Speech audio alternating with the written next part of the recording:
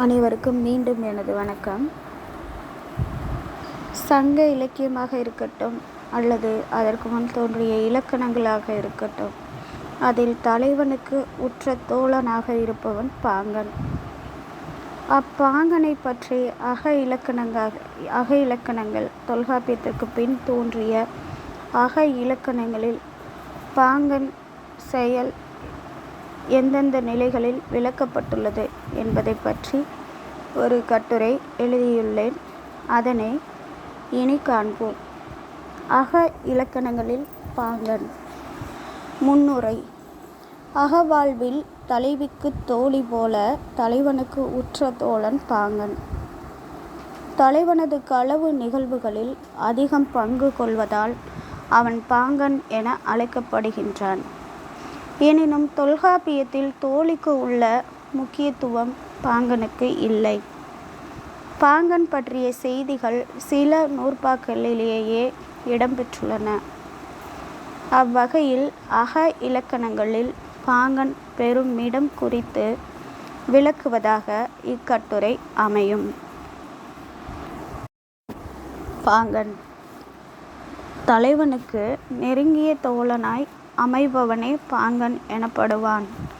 இவன் அறிவுத்திறத்தாலும் உடல் வலிமையாலும் தலைவனுக்கு துணையாய் நிற்பான். கல்வி வேள்விகளில் சிறந்த அறிவை பெற்று தலைவனுக்கு பாங்காக துணையாக நிற்பதால் பாங்கர் என அழைக்கப்படுகின்றனர்.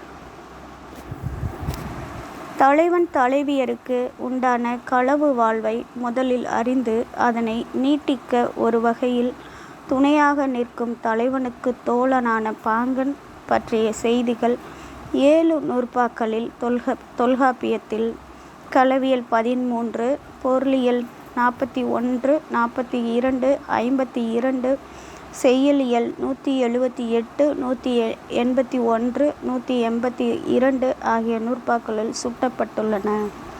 மற்றைய இலக்கணங்களான இறையனார் களவியல், தமிழ்நெறி விளக்கம், நம்பியகப்பொருள், களவியற்காரிகை, மாறனகப்பொருள், இலக்கண விளக்கம், சுவாமிநாதம் ஆகிய நூல்களிலும் பாங்கன் பற்றிய செய்தி இடம்பெற்றுள்ளது.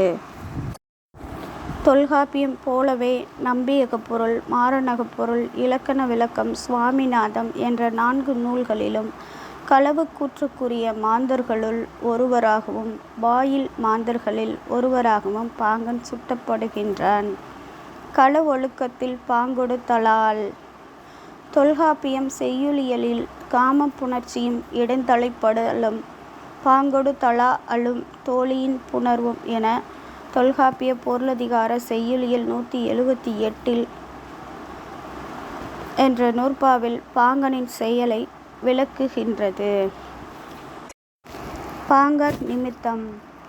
இயற்கை புணர்ச்சியுற்று இடந்தொலைப்பட்டு பாங்கனால் கூட்டம் பெற்று தலைவி பெற்ற நிகழ்விற்கு காரணமான பாங்கனால் இடம்பெறும் நிமித்தம் 12 வகைப்படும் என தொல்காப்பியர் சுட்டுகின்றார்.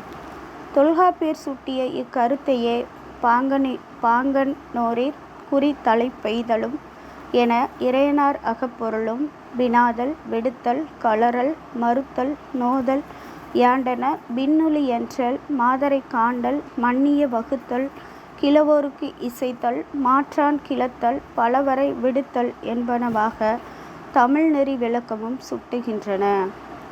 சார்தல், கேட்டல், சாற்றல், எதிர்மறை, நேர்தல், கூடல், பாங்கிற் கூட்டல் என 7 வகையாக நம்பியகப்பொருளும் பாங்கர் நிமித்தத்தை மொழிகின்றது.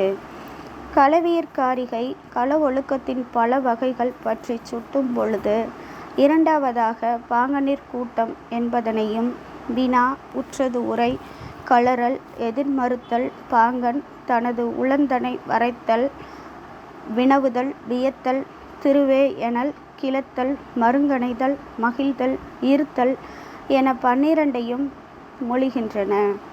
நம்பியகப்பொருள் கூறிய கருத்தையே மாறனகப்பொருள், இலக்கண விளக்கம், சுவாமிநாதம் போன்ற நூல்களும் பாங்கர் நிமித்தம் பற்றி மொழிகின்றன. களவில் தலைவனோடு பாங்கர். பாங்கனால் தலைவனுக்கு நிகழும் கூட்டங்கள் 12 போது தலைவன் பாங்கனிடம் கூற்று நிகழ்த்தும் போது அக்கூற்றுக்கு மறுமொழி கூறுதலாகிய மொழி எதிர் மொழிதல் பாங்கனுக்குரிய செயலெனவும், அவ்வாறு தலைவனுக்கு மறுமொழி கூறும் நிகழ்வு அதிக இடங்களில் அல்லாமல் குறைந்த இடங்களிலேயே நிகழும் எனவும் தொல்காப்பியர் சுட்டுகின்றார். உயிர்த்துணை பாங்கர்.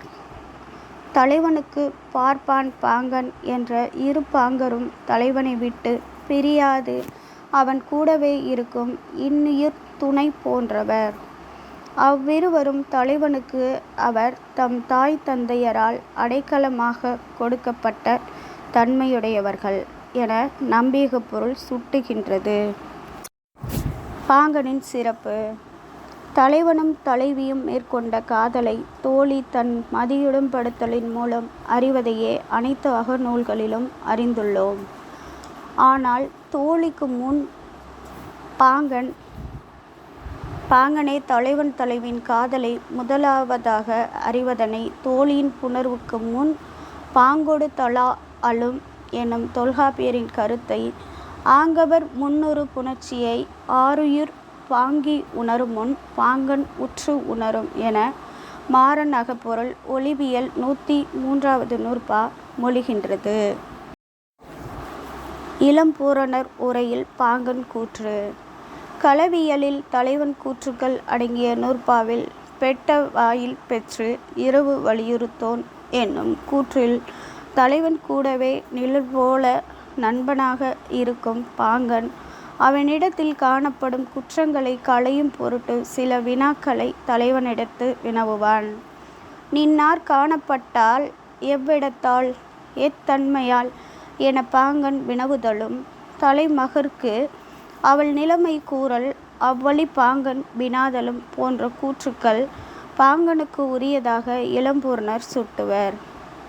கிபி 10ஆம் நூற்றாண்டைச் சேர்ந்த தொல்காப்பிய உரையாசிரியர் இளம்பூரணரின் கருத்தை உள்வாங்கியே நம்பியக பொருள் ஆசிரியரும் மாறனக பொருள் ஆசிரியரும் கீழ்கண்டவாறு பாங்கனுக்குரிய கூற்றுக்களை பாங்கன் ஆகிய பார்ப்பன பாங்கன் தவிர்த்து சூத்திர பாங்கனுக்குரிய கூற்றுக்களை நன்மையான செயல்களை செய்ய தூண்டுதல், தீய செயல்களில் ஈடுபடாமல் பாதுகாத்தல் என்றவாறும், பாங்கர் கூட்டத்தின் வரிகளில் தலைவனின் துன்பத்திற்குரிய காரணத்தை பாங்கன் கேட்டல், எதிர் உரையாடிய தலைவனை பாங்கன் பழித்தல், நீ கண்ட தலைவி எவ்விடத்தால் எவ்வியல்பினல் என பாங்கன் வினவுதல், தலைவியை கண்டு வருகிறேன் என பாங்கர் தலைவனை தேற்றுதல், தலைவியின் கண் வலையில் இளம்பூரணர் உரையில் பாங்கன் கூற்று.